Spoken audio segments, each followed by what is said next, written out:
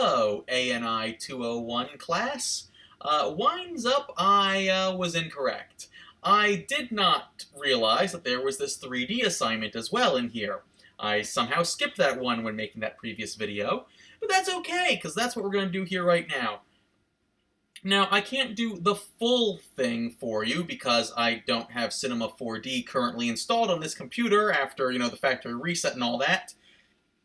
But considering literally all you have to do on the thing is literally open up a file and then, create a cube and a cylinder. There's literally two options on the left-hand side, like double-click to make a cube, double-click to make a cylinder, click and move it to wherever it is you want, save it. And then all you have to do is import that .c4d file over here into your After Effects file. So thankfully, you don't have to be everything in Cinema 4D. I mean, I guess, if you wanted to, you could also, use a different 3D modeling program if need be. Because really it looks like add a new composition by dragging in the new comp window, save the project, then add a second comp layer, add a solid, turn on the 3D switch to the layer, add a camera and layer and light to make something interesting. So basically, we're using things in 3D shape. Key point here is 3D shapes in After Effects. And, a Cinema 4D file will actually retain the 3D shapes of the Cinema 4D file. After Effects, as far as using shapes in 3D, it's really more like using a 2D object in a 3D space.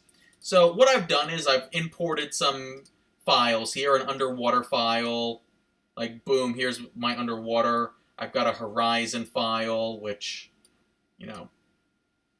if I show you what the horizon file is, there's the horizon. And I've got myself a cave. Okay? So there's a cave file in the background, like just the cave texture. I have 3 different textures here. What I'm going to do is I'm going to make a diorama. Okay? Just to showcase the concepts of 3D maneuvering in After Effects. So, let me rename this guy right here. Rename this, because I'm going to need multiples. I'm going to need cave back, most likely. And then copy paste you. You are going to be right-click rename. You're going to be cave floor. Floor. And paste you again. Rename. You're going to be cave ceiling. There we go. And let me just rename you because I just don't like the fact that you see TXT horizon, so on and so forth. Rename horizon. And I'm going to right-click rename you. And you're just going to be named underwater. Okay. And let's go back to, there we go. So I've got myself 5 different files here, 5 different layers here. And also, you see this little cube thing? Because we've got, like, this guy, and all of here cube thing. If you don't see it, right-click up at this panel up here. Those be columns. You have all these other things, switches, modes. I believe it's under switches. Yeah, turn the switches off if you don't see them like that. So right-click, columns, switches, and you'll be able to then see all this stuff with the 3 little blank areas right here. One is for motion blur, one's for adjustment layer, the other one's for 3D. We're going to click 3D for every single one of these layers. Okay, so now these layers, if I were to go to, say, position, you'll notice they now have an X, a Y, and a Z. We have left and right, we have up and down, but we also have forward and backwards. Okay?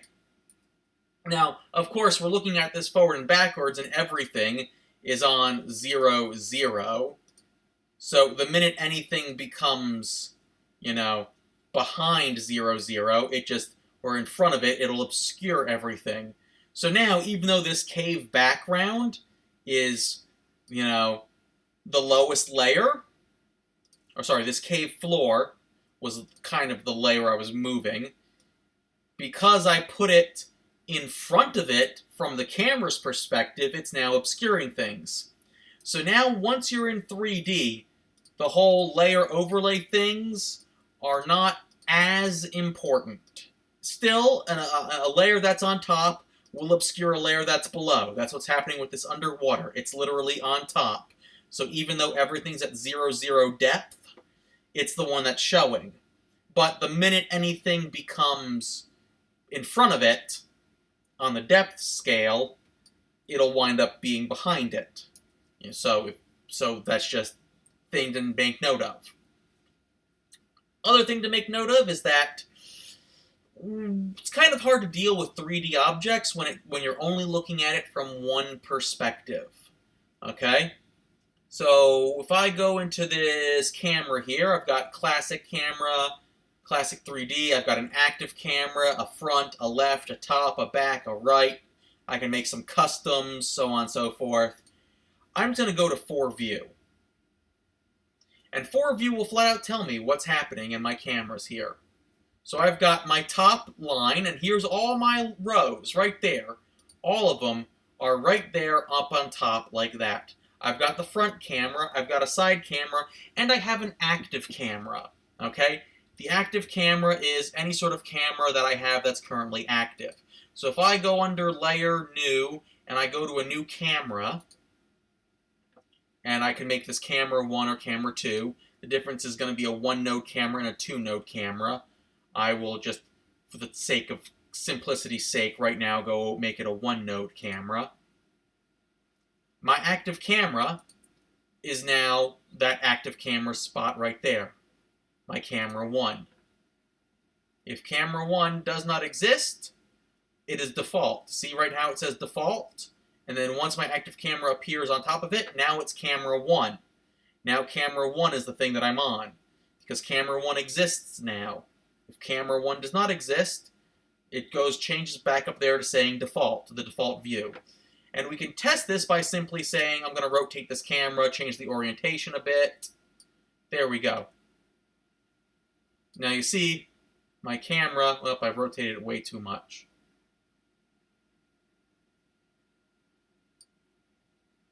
Are you currently looking at anything? 0, 0. Let's change the X rotation here. There we go. So the X rotation now you see my camera in the top right. That's my active camera. So it's currently looking up like that. It's looking diagonally. You can also see it on the right one right here. This is also where this little hand tool right here will move around, because we can move it and see it. Because there's my camera. My camera is currently looking up. And then, when my camera no longer exists, boom, my active camera, it's just going to look straight ahead, front view. That's going to be the default thing it does. And of course, let me switch back to the little mover tool here to actually move these things around. Let me switch that back to 0. Not changing the rotation in any way, shape, or form. Going to keep this simple here for the time being. So, but the reason why you need this is you need to see this in order to see where everything is. Like right now, everything is in a straight line, so it's in the same spot everywhere. I can see that from the top view, I can see that from the right view, I can see this from the front view and the active camera view. I need to move positions on some things. So the underwater thing, let's just say the underwater position, I'm going to move this guy up. And I'll have to, move this around and see it. Like, I want to make sure that this guy right here is up. I want to see it and try to get it as close as I can to being, positioned good enough right about there. We'll say that. And same thing with the horizon. The horizon is also going to be higher up like that. Oh, I probably should have made a water thing right there. I'll just put the underwater one at the top, but there we go.